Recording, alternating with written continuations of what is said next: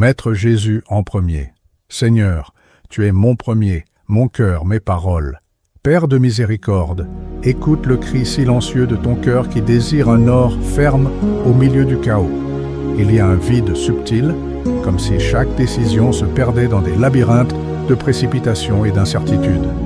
Jésus, principe et fin, t'appelle à repositionner le centre de ta vie en lui. Mets Jésus en premier, mets Jésus en premier, mets Jésus en premier. Le Seigneur est mon berger et je ne manquerai de rien. Toute la grandeur de la création a commencé au commencement, lorsque le Verbe s'est fait chair. Saint Augustin nous le rappelle. L'amour n'atteint la guérison que lorsqu'il est ordonné à Dieu, source et mesure de tout bien.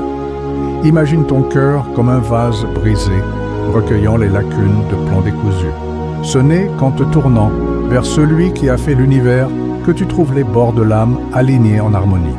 Dans le silence de la nuit intérieure, le Christ surgit comme l'étoile du matin, guide fidèle dans l'obscurité des passions. Saint Jean de la Croix a forgé cette image pour celui qui marche dans le désert de la volonté. Sens maintenant la lumière froide du ciel, déverser de la chaleur sur tes pas hésitants, éclairant l'itinéraire de tes choix les plus secrets. Il existe une douleur cachée, un vide qui palpite lorsque la première pensée du jour est un email urgent ou un engagement incontournable. Cette soif profonde ne s'apaise pas avec des distractions. On désire une rencontre avec la primauté divine, être aimé avant tout objectif, être entendu avant toute parole. Permets que cette urgence allume en toi le premier amour pour le Christ, roi de ton cœur et seigneur de tes paroles. L'aube du roi. À l'aube, Julia s'est réveillée, le cœur serré par les exigences de la garde de nuit. Avant d'allumer la lumière de la chambre, elle a murmuré « Seigneur, tu es mon premier ». À cet instant, un souffle de sérénité a balayé sa poitrine, rendant chaque sirène plus douce, chaque urgence plus facile, comme si la présence du roi de l'univers était à ses côtés à chaque appel. Affirmer le Christ comme valeur suprême ajuste la boussole intérieure, comme le révèle la théorie de l'autodétermination. Lorsque nous mentalisons « tu es le premier », des réseaux neuronaux de récompense s'activent qui diminuent le cortisol matinal, ouvrant de l'espace pour des choix guidés par la paix et non par la peur. C'est la plasticité du cerveau au service de la foi, modelant des habitudes qui s'épanouissent dans la confiance. Le père Fabio de Mello nous rappelle que mettre Jésus au centre, c'est trouver un chemin sûr au milieu de la tempête. Neville Goddard, pour sa part, nous invite à utiliser l'imagination comme un portail quantique. En visualisant le royaume de Dieu, habitant ton être dès l'aube, tu ancres ton esprit dans une fréquence d'espérance qui résonne tout au long de la journée. Et si ta première pensée n'était pas à propos d'emails ou de tâches urgentes, mais à propos du roi qui soutient le cosmos, avant que le bruit du monde n'envahisse ton hôtel intérieur, permette-toi cette réorientation profonde. Il y a ceux qui disent « J'ai senti mon cœur s'apaiser en proclamant Jésus avant mon café ». D'autres remettent en question le mythe selon lequel prier en premier retarde la productivité, découvrant que la vraie énergie jaillit de cet acte d'abandon. Au réveil, incline légèrement la tête et murmure 3 fois « Seigneur, tu es mon premier ». Sens chaque syllabe vibrer dans ta poitrine et ancrer ta journée dans cette certitude.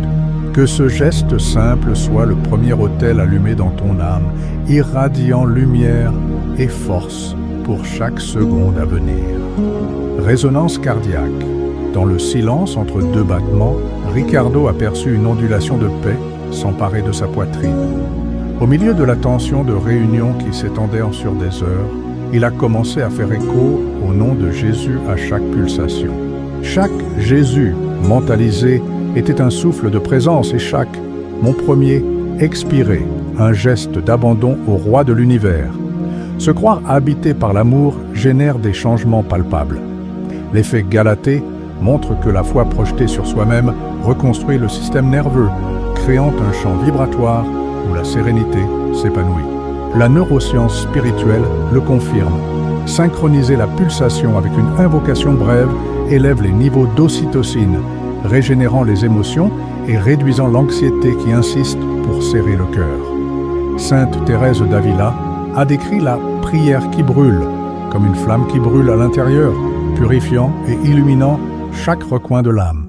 Gregg Braden pointe vers la fréquence cardiaque comme un champ vibratoire capable de s'accorder avec la présence divine, transformant le corps lui-même en un instrument sacré de louange. Et si chaque battement était un cantique d'amour au Seigneur? Dans les groupes de prière, des observateurs rapportent des changements subtils dans l'humeur collective lorsque les pratiquants alignent leur pouls sur une invocation de foi. Il y a ceux qui ont échangé des calmants contre ce remède du cœur divin, découvrant que la présence palpable du Christ suffit à apaiser les élans de l'angoisse. En inspirant, mentalise Jésus. En expirant, laisse résonner mon premier. Permets que ce rythme silencieux parcourt tes vaisseaux, imprimant dans chaque cellule la certitude d'être conduit par l'amour qui a vaincu la mort.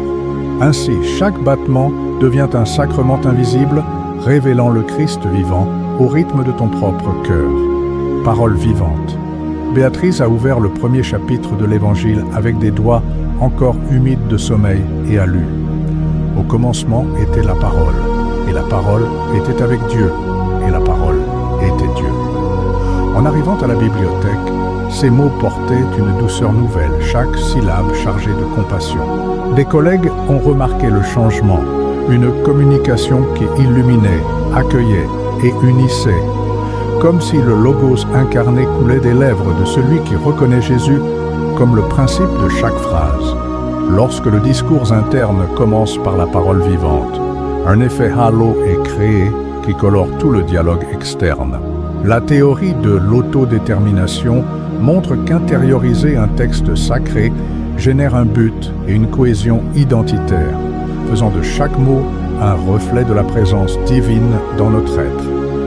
La neuroplasticité, stimulée par des répétitions matinales, renforce les circuits du langage et de la compassion, préparant le cerveau à parler et à agir avec miséricorde. Saint Thomas d'Aquin a enseigné que le Verbe est la lumière qui donne un sens à notre logos intérieur, éclairant l'entendement et la volonté. Joe Dispenza révèle que l'exposition du cerveau limbique à des gros titres divins réorganise nos réactions émotionnelles, orientant la communication vers la construction de ponts au lieu de murs. Sens maintenant la fraîcheur de ces vérités, comme si chaque verset biblique était une brise revigorante sur la poitrine. Imagine les mots de la journée germant dans le sol fertile de l'âme. Et si le premier son qui sortait de ta bouche portait le poids de l'éternité? Peu connaissent le pouvoir de méditer sur l'Évangile avant de parler. Une habitude de Saint Jean-Paul II qui a transcendé les langues et les frontières. Ceux qui l'expérimentent rapportent une victoire sur la critique interne et un environnement de travail transformé, où l'amour devient un discours et un pont de réconciliation. En lisant le verset de Jean, répète-le à voix basse et laisse-le résonner en 3 respirations profondes. Sens chaque mot imprégnant ton être. Au commencement était la parole. Que ce mini-rite de Lectio Divina, cantique, nourrisse tes mots et oriente ta journée sous l'autorité du Christ qui habite en toi. Chemin de la priorité. Fernando se leva avant le soleil, sentant la rosée encore froide sur ses pieds nus. En consacrant ses tâches au Seigneur, il murmura en silence « Tout est à toi, Christ ». Chaque geste, du labour de la terre aux soins des graines, devint une offrande vivante. Dans la récolte intérieure qui s'ensuivit, il perçut que le travail quotidien, autrefois mécanique, germait maintenant en bonté et en gratitude, comme des fleurs qui s'épanouissent après la pluie. Se sentir enfant aimé reconstruit le regard sur la routine. La théorie de l'investissement parental révèle que, en reconnaissant la paternité divine, notre esprit trouve la sécurité pour agir avec générosité. Répéter l'intention d'offrir la journée au Seigneur agit comme un effet Pygmalion, modelant les synapses du cerveau pour voir chaque objectif comme une graine de vertu, réduisant l'anxiété et améliorant les performances. Augustin s'est exclamé « Commande ce que tu veux, seulement ne permets pas que je te quitte ». Cet abandon radical résonne dans la loi de l'attraction divine décrite par Joe Vitale, qui enseigne à aligner nos pensées matinales sur le flux du bien. Imagine ta liste de tâches comme une messe quotidienne, chaque élément offert comme une hostie invisible, nourrissant le corps et l'âme. Et si tes obligations étaient célébrées comme une liturgie silencieuse? Certains, de l'extérieur, ont observé des leaders qui ont atteint l'équilibre en consacrant des projets au Christ, tandis que d'autres découvrent que voir la consécration comme une simple superstition, c'est ignorer le pouvoir transformateur de la foi. Ce changement de perspective révèle l'urgence de redéfinir l'autel intérieur avant que le monde n'occupe la première place. Avant de mettre tes chaussures, fais un bref geste d'abandon, un regard discret vers le ciel, un murmure doux, et laisse la certitude d'être guidé par l'amour occuper chaque pas. Ainsi, chaque action simple devient un chemin de priorité où Jésus règne comme principe et fin.